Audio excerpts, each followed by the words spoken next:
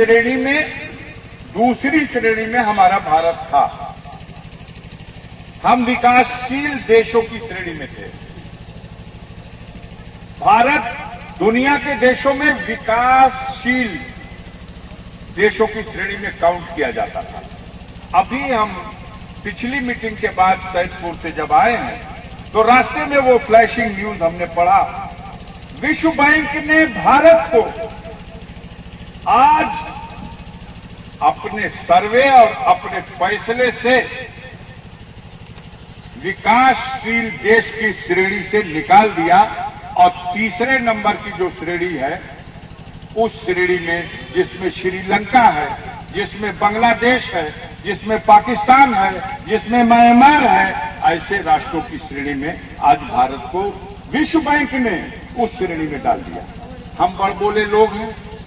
हमारे देश के मालिक और हमारे मालिक के चापलूसी करने वाले लोग कहते हैं कि हम विश्व गुरु हो गए। खुश हो जाइए, हमारा देश विश्व गुरु हो चुका है और विश्व गुरु करके विश्व की 3 ही श्रेणी में तीसरी श्रेणी में आ चुका है। सत्य यह है कि विश्व में तीसरी श्रेणी में जो भिखमंगे राष्ट्रों की श्रेणी है उस राष्ट्र की श्रेणी में भारत आ चुका है और हम विश्व गुरु हैं। तो झूठ बोलने में हम कीर्तिमान हासिल कर चुके हैं। पहले झूठ को मान्यता हमारा समाज नहीं देता था।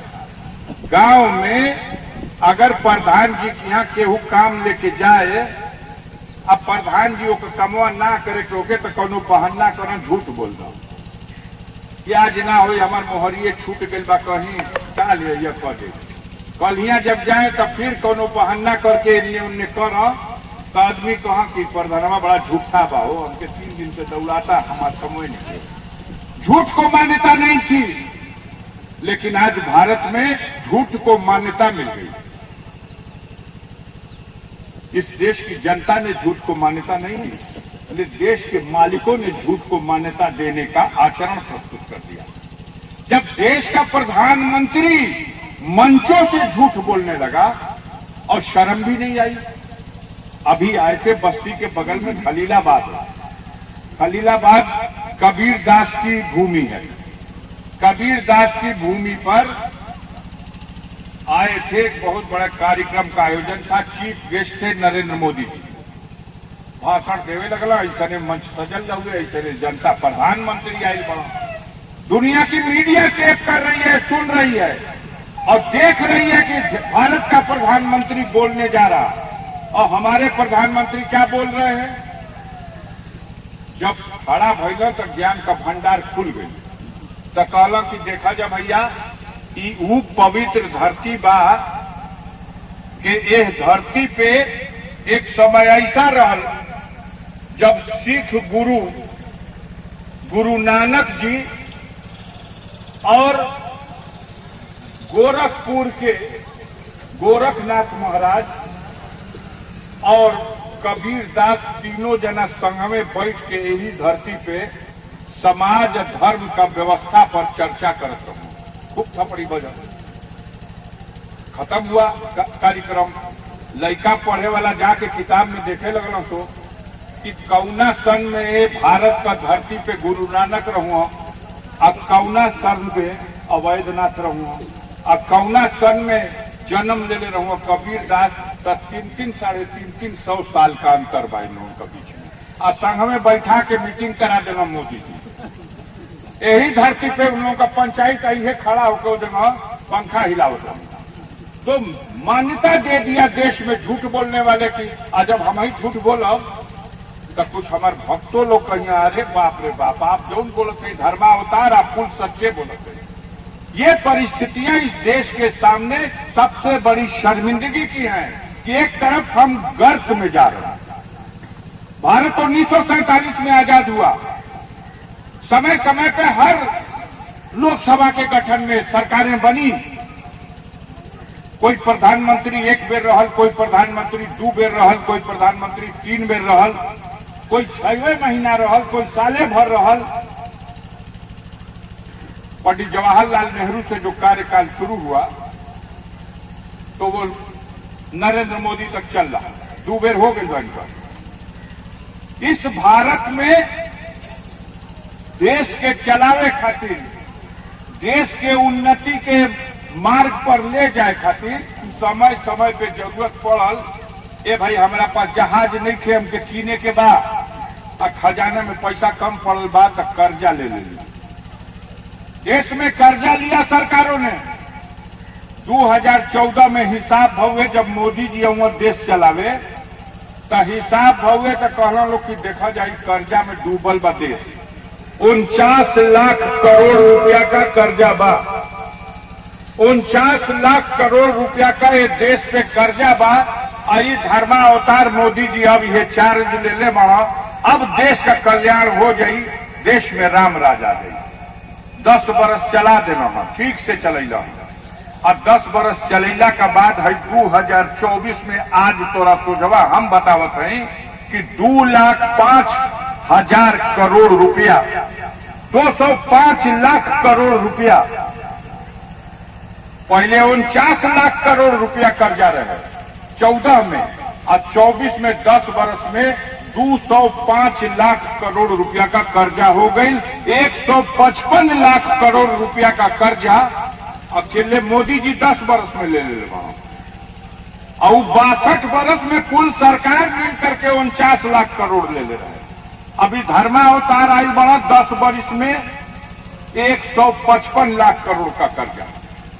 देश उसके बाद भी तरक्की नहीं, देश विकासशील राष्ट्रों की श्रेणी से विकसित राष्ट्रों की श्रेणी में चला जाए, सपना यह दिखाया गया और देश को भिखमंगो राष्ट्र की श्रेणी में, तीसरा जो श्रेणी है उस राष्ट्र की श्रेणी में पहुंचा दिया गया।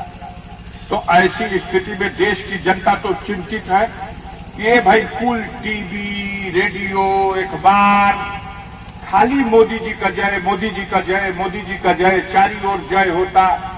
मैं अमेरिका, इंग्लैंड, जापान सब मोदी जी के सामने दंडवत हो गई बा। आदमी झूठा प्रचार देख देख के, सुन सुन के परेशान है। वास्तविकता यह है कि भारत का स्तर और श्रेणी पहुंच गई बांग्लादेश और श्रीलंका का मुकाबला में, वही श्रेणी में। अब आप आइए, क्या है, जब आप आए थे 2014 में तो क्या कहा था आपने देश की जनता से? क्यों देश की जनता ने आप पे भरोसा किया? तो आप कहले रहो मैं देश में तो भ्रष्टाचार बा हो। एक बेर मोदी के लिए वजह कि देश से बेईमानी, घूसखोरी, भ्रष्टाचार, अवैध लेन देन कुल खत्म कर दे, एकदम रामराज हो जाई। थाना में जैला पे, तहसील में जैला पे, कचहरी में जैला पे, ब्लॉक में जैला पे केहू गरीब से एको पैसा घूस ना मांगी। चौराहा चौराहा आप एकदम ईमानदार हो जाते सवे। तो ईमानदारी तो हो गई बना, इतना तो कह देना 10 बरिस में। बोलिए, हम आप ही का रिस्पांस पूछना चाहते हैं। जनता से वादा हुआ था कि देश में घूसखोरी खत्म, हम कहते हैं कि 10 गुना बढ़ गई बा। जौन 100 रुपया लेके काम होत रहा, 2000 रुपया लेते हो तो तब वो अभी मुंह टेढ़ का टेढ़े रहता। मुंह जेब खारिज दाखिल करे का हो, ओहू का रेट खुलल बा। अपने पिता के मृत्यु के बाद अपने नाम चढ़वाने के लिए समस्या है, मृत्यु प्रमाण पत्र लेने के लिए पैसा लग रहा। हर काम में घुसखोरी। गरीब कौनो काम लेके चल जाए तहसील में, थाना दिवस में, बिना घूस देले क्यों नो काम ना। आपने कहा था कि देश में बेईमानी खत्म करके एकदम सफाई कर दे। अच्छा भैया, और क्या करबा? तो और देश का चोरवा जो ले आके लूट के धैले बन तो स्विस बैंक में 280 लाख करोड़ रुपया, तो 100 दिन में जाई वो कुल रुपया काढ़ के लिए आई और देशवासियन में सदहे 15-15 लाख रुपया बंटवा दी। हाली हाली खाला खाता खोल के रेडी रहल, या लगल जन धन योजना का खाता खुले। और जा गए तो मैनेजर की दादा कितना खाता खोल रहे, एकदम खाता खोल दो हमारा आवे वाला बा मोदी जी का तरफ सवा। अब का जने चारी ओर तो पैसा भेज दिल 15-15 लाख रुपया देश भर में अब इन्हें विजय भैया कोशिश ना कैल, बैंक का सर्वर डाउन हो गई बा, ना कि जाके मैनेजर से कह ये भैया सर्वरवा तनी ठीक कर, न्यू आ जाओ पैसा सब आके असल बा रुपया 15-15 लाख वाला। तब विजय भैया से कहिया जाओ मंच से उतर कि जल्दी सर्वर ठीक करावा बैंक मैनेजर से, ओकर रफ्तार पकड़ दी। अभी तक 2G का स्पीड में चलता है, जब 5G का स्पीड में आई तो कुल रुपया खर्च देना चली। धोखा दिया जनता को, कहा कि स्विस बैंक में काला धन जो है वो लेके आएंगे और जनता में बंटवाएंगे।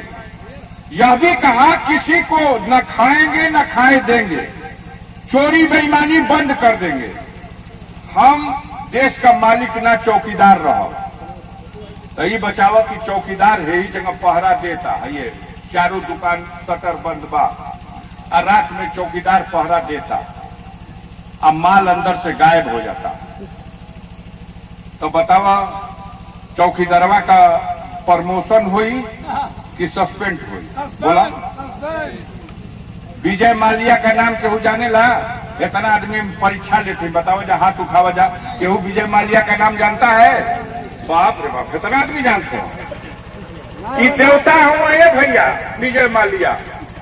9,000 करोड़ रुपया चपट के जो देश की गरीब जनता के टैक्स के वसूली हुई कमाई बैंक में थी, वो निकाल लेलस धोखा करके, और 9,000 करोड़ रुपया लेके फुर्र के बेर सीधे लंदन में उतर गई, डांस करता सैया भैया कोतवाल अब डर का है।